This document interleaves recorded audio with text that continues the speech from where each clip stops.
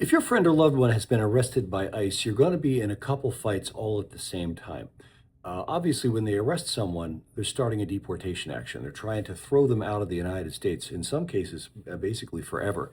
And you're going to have to fight that. And there's two big fights you're going to have. One is defending the deportation. That is to say, whether this person has any legitimate reason to be in the United States. And that could be married to a citizen. It could be they want to make an asylum claim. And there's a bunch of different other defenses, but that's the first one. How are you going to defend the deportation? The second big fight is, where is this person going to be while we defend the deportation? Because in most cases, the government is going to try and keep your loved one in jail. They want to keep them in there and have a lot of pressure on them. It makes it very hard to defend yourself.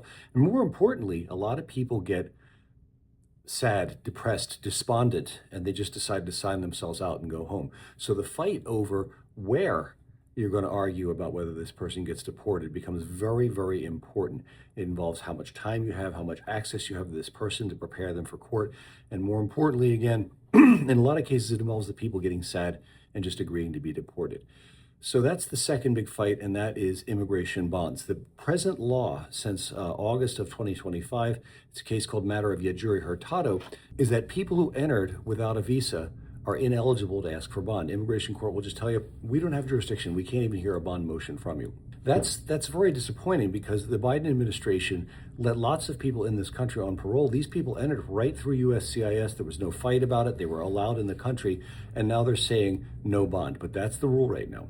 In order to get a bond, you can go to immigration court and ask all you want. They're going to tell you no jurisdiction to grant bond. You're going to have to go to federal court and get an order that immigration court has to allow you to have a bond hearing. So that's the third fight, if you would. It's part of the bond fight. And that's even getting heard on whether this person stays in jail while you defend the case, or whether the person gets to go home and defend from home. That's called habeas corpus. You have to go to federal court and get that order. So that's the next thing. This stuff costs a lot of money. Defenses to deportation, we have to put those together. In some cases, they haven't already been made. We might have to make them after the fact. And in other cases, they're already made, but they're poorly made, and they need to be increased. A lot of people put together whatever they could with cheap asylums, document preparers, all this kind of stuff. That creates a lot of problems down the end when you have a very, so to speak, legally thin asylum claim. A lot of times those have to be firmed up significantly. But the bond hearing is the next one. In the bond hearing, you're going to have to prove two things. One is that the person who you want bond for is not at risk of flight. To do that, you have to prove that they're stable. They have a lease somewhere. They have gainful employment somewhere. They have an immigration bond sponsor, someone who will sign an affidavit saying, I promise to help this guy or this girl get to all future immigration court hearings.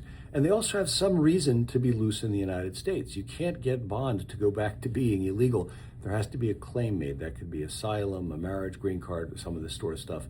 All that is possible. So that's flight risk, and the other one is public safety risk. Public safety risk involves people that are arrested for a crime, a dangerous crime, and then handed over to ICE. That could be something as simple as a driving under the influence offense. Those people are not eligible for bond. If they don't think you'll come back, you're a risk of flight, they won't give you bond. And if they don't think that it's safe to let you loose in public, you're a risk to public safety, they can't give you bond. But that's a lot of fight, okay? You have to fight about whether this person has defenses to deportation and then make those defenses. And then the other fight is where they're at while they make these defenses. That is first federal court for a motion for habeas corpus, then a bond hearing where they have to prove that they're not a risk to public safety or a risk of flight. It's a lot of work, and that's where I come in. This stuff is, in fact, expensive. I can do it. I'm very good at it. If you look at my web and social media properties, you'll see lots of posts about this. And I handle this kind of work, habeas corpus, etc., but it's expensive. This is Joseph Patrick Murphy. If you'd like to talk about habeas corpus, bond, and or defenses to deportation for your loved one who's been arrested by ICE, give me a call. My number's on the screen.